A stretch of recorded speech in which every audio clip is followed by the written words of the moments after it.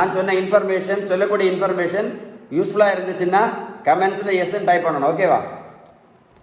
Sugar patient முதல்ல பண்ண வேண்டிய டெஸ்ட் எது, ரெண்டாவது முக்கியமான டெஸ்ட் எது, மூணாவது, நாலாவது, அஞ்சாவது, இந்த வரிசைப்படி எது முக்கியம் தெரியுமா?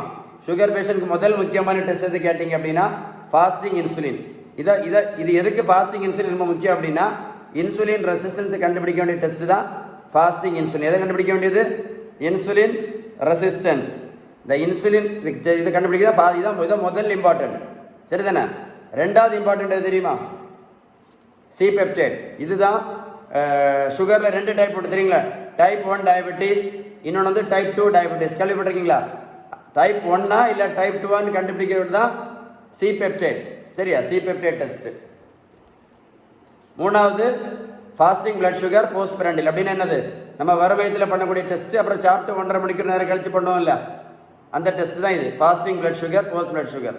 நாலாவது எது தெரியுமா? நாலாவது தான் உங்களுக்கு தெரியாதது, எழுதிடுங்க. ஃப்ரக்டோசமீன் டெஸ்ட். இது எழுதி வச்சுக்கிடுங்க. என்ன நாலாவது இம்பார்ட்டன்ட்? ஃப்ரக்டோசமீன் டெஸ்ட். அஞ்சாவது இன்னொரு முக்கியமான டெஸ்ட் இருக்கு. இதுதான் ஹீமோகுளோபின். ஹீமோகுளோபின்னா நம்ம வந்து நமக்கு ரத்தம் குறைவாக இருக்கான்னு பார்க்குறது, அனீமியான்னு சொல்லுவாங்க, ரத்த சோகை. கேள்விப்பட்டீங்களா? நிறைய சுகர் பேஷண்ட்ஸுக்கு ரொம்ப நாள் ட்ரீட்மெண்ட் அவங்க எடுத்துகிட்டு நிறைய நாளைக்கு அவங்களுக்கு ரத்த சோகைகள்லாம் இருக்கும். ஸோ அது வந்து முக்கியமாக. அடுத்த அஞ்சாவது டெஸ்ட். நீங்கள் நினைக்கிறீங்க டாக்டர் நாங்கள் எதிர்பார்த்த டெஸ்ட் நீங்கன்னு சொல்லவே இல்லையே, நாங்கள் எதிர்பார்த்த டெஸ்ட் நீங்கன்னு சொல்லவே இல்லையா டாக்டர்? ஆமாம், அதுதான் கடைசியான டெஸ்ட். அதான் கடைசியான டெஸ்ட் சொல்லி தரோம். ஏன்னா HbA1c தான் கடைசியான டெஸ்ட். பார்த்தீங்களா? நீங்கள் இதை முதல்ல நினச்சிங்க அப்படி தானே? ஏன் HbA1c கனியம் அப்படின்னு தெரியுமா? நமக்கு அனீமியா இருக்கும்போது, அனீமியான்னு என்ன சொல்லி தந்தேன்? என்ன சொல்லி அந்த அனீமியானா ரத்த சோகை.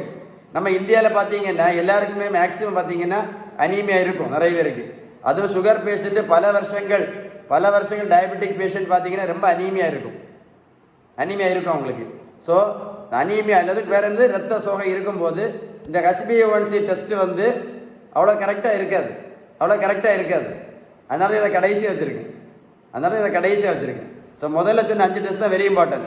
இது கடைசியான டெஸ்ட் தான். புரிஞ்சுதா? உங்களுக்கு ஒரு தெரியாத இன்ஃபர்மேஷன் கமெண்ட்ஸில் எஸ்ன்னு டைப் பண்ணிடுங்க. இதே கடைசி டெஸ்ட் தான். சரியா? ஸோ இன்னைக்கு இந்த இன்சுலின் ரெசிஸ்டன்ஸ்னால தான் இன்னைக்கு நிறைய பேர் என்ன பண்ணுறாங்க, சுகர் மாத்திரை, ப்ரெஷர் மாத்திரை, கொலஸ்ட்ரால் மாத்திரை, இந்த இன்சுலின்லாம் போட்டு கஷ்டப்பட்டுட்டு இருக்காங்க.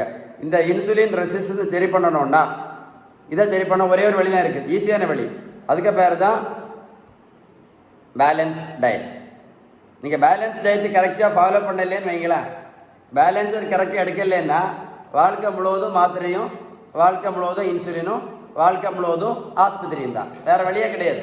இந்த தம்பிக்கு பாருங்கள், இந்த பெரியவங்களுக்கு பாருங்களேன், 42 கிலோ வெயிட்டு குறைச்சிருக்கேன். 128லேருந்து 86 கிலோ. நான் ப்ரோட்டீன் பவுடரும் கொடுக்கல, மாத்திரையும் கொடுக்கல, ஜூஸும் கொடுக்கல, ஊசியும் போடல.